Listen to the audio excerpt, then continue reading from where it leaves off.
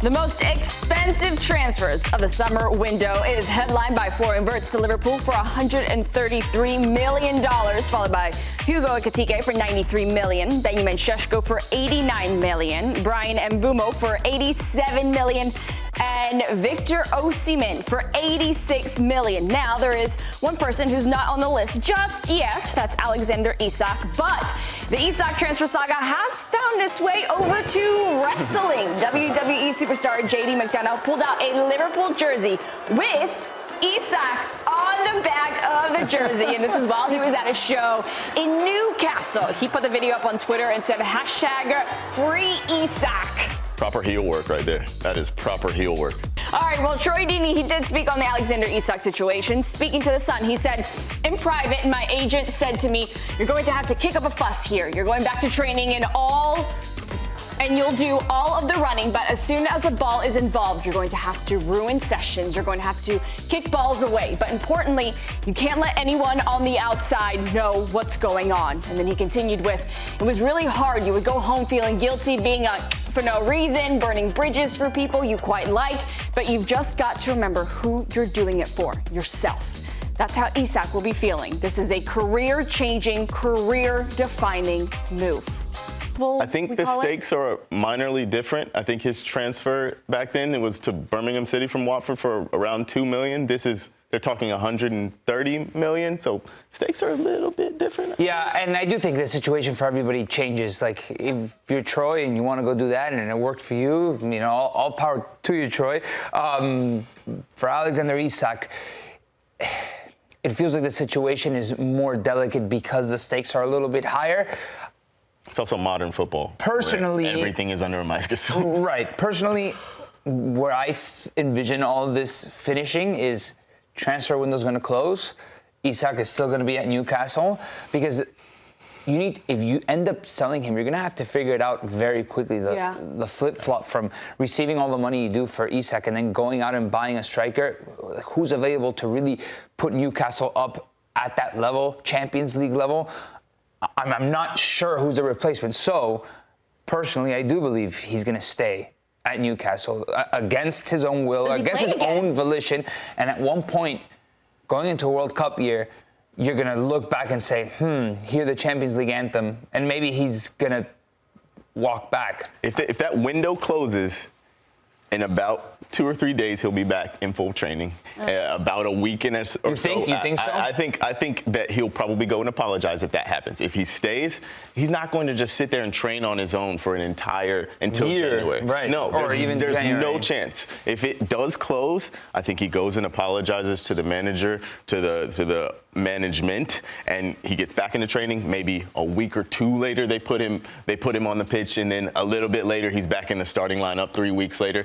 I don't disagree with you. I could 100% see him staying. I think the way it goes, the relationship between the two, the club and Isak, is broken. So if he did leave, it would be difficult. But I really, really think this relationship is so fractured that it's going to be a massive undertaking. We've seen it happen before, right? Where players say, I'm never playing for this club again. I don't think it's not impossible in the slightest, but it's going to be really difficult. The way that Newcastle has dealt with this, doesn't it feel like Isak burned the bridge with Newcastle, and Newcastle hasn't fully burned the bridge with Isak yet? I agree, yes.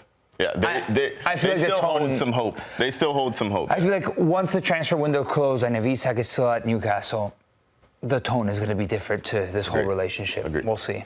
You have a list for us in terms of the clubs that you think got the best summer transfers. So far. I hope you're objective with this. Huh? I hope you're objective with this. No, absolutely.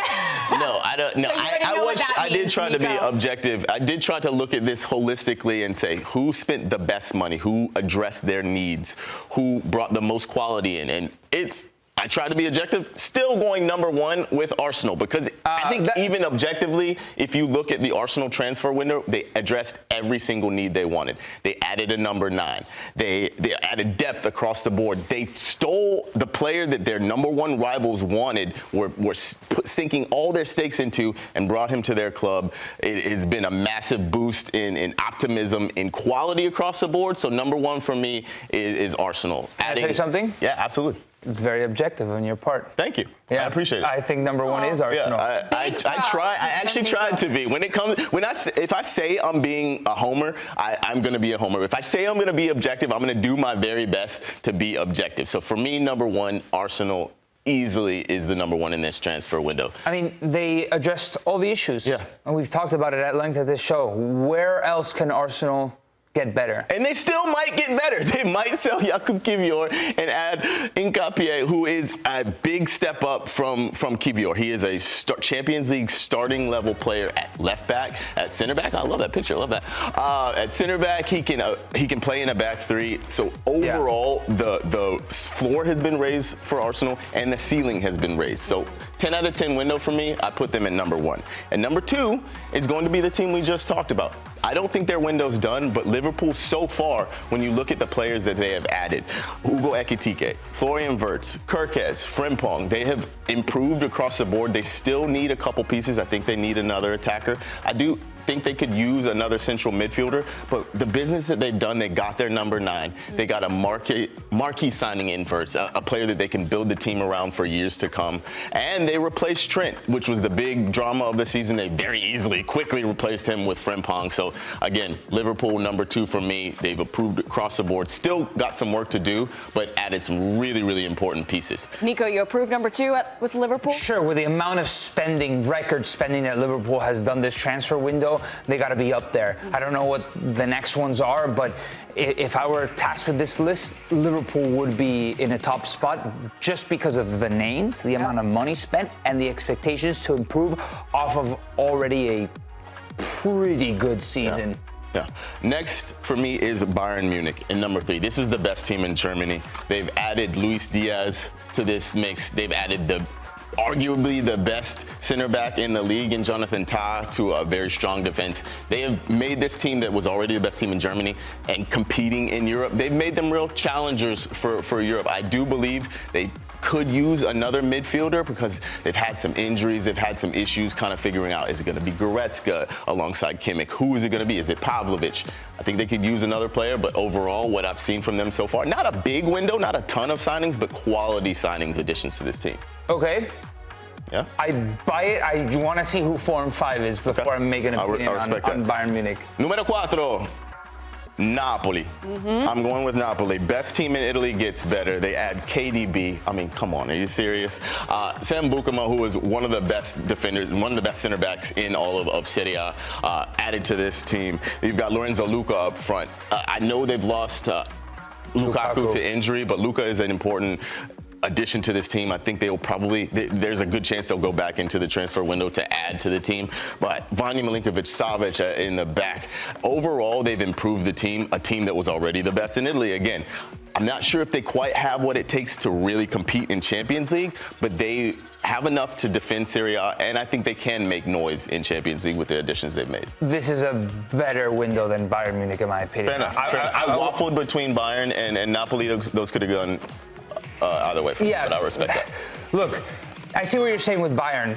Did they improve enough to really be European contenders? That's the standard at which Bayern Munich operates, right? That's what their transfer window is. They need to improve off of last season, being a team that almost scraped by against Inter, to being a dominant force in the Champions League, arriving in a semi-final with a genuine shot at a final. I don't think they had a genuine shot at the final last season, and now they've added a couple pieces. Obviously, with the injury of Jamal Musiala, long term, that's going to hurt their aspirations just a little bit.